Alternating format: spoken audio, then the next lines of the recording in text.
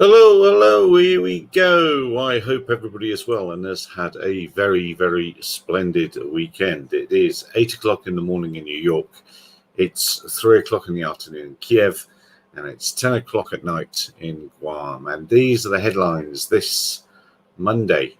I think it's Monday. Yes, it is Monday because all the school things I've got to do. Monday, the 19th of October in 2020. So let me scroll down so I just touch my face, that thing we're not supposed to do. Let's have a look. So the first one for today is some drone deliveries of COVID stuff in the UK. It's not a full-time service, but it's making headlines. Ascend's training program. And then, should your business invest in drone photogrammetry? I found that quite interesting in the time of the DJI LiDAR that's just been released.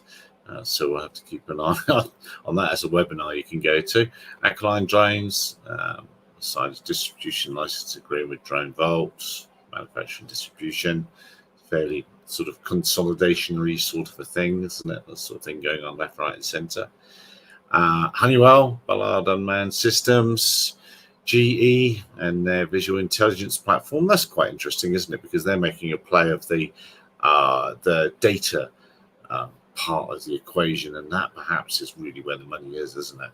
It's not in the capture of the information. Ian had his live cast last night and was making much of the fact that the Skydio aims to remove the drone pilot or operator from the loop, and everything will try and remove the drone pilot or operator from the loop, because the drone pilot and or operator, or whatever you want to call them, is really the most expensive bit of the whole scene. So people want to automate all those bits, and once you've done that, then you've got to do something with crunching that data down as well. So it's interesting that GE is moving in that space.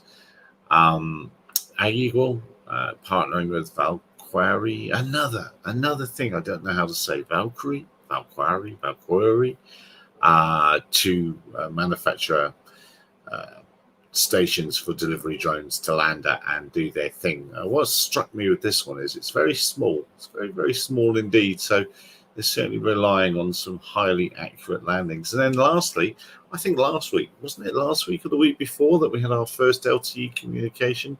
Another first LTE. And here's another first LTE communication. So perhaps the theme of late 2020 and into 2021 will be every HAPS firm will be claiming to be the first. Good day, Virginia. It's only a pleasure, DJ Smith. You have to tell me what time it is there.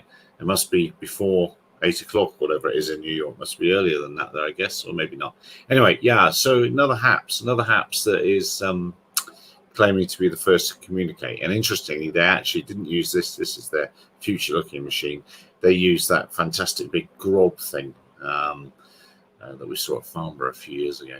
Anyway, that's it. Those are the headlines for today, Monday the 19th. Tomorrow's going to be interesting on many levels. Our internet service provider and our power may not be working here, so we'll see what happens. I expect it to return at the normal 1500 o'clock or 1300 GMT.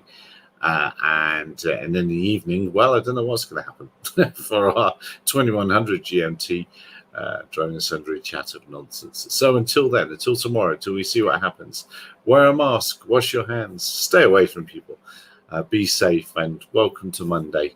For those of you just joining it, I'm on my way out now. It's 2 o'clock in the afternoon here, so a couple of hours of Monday to go for me. Cheers for now. Bye-bye.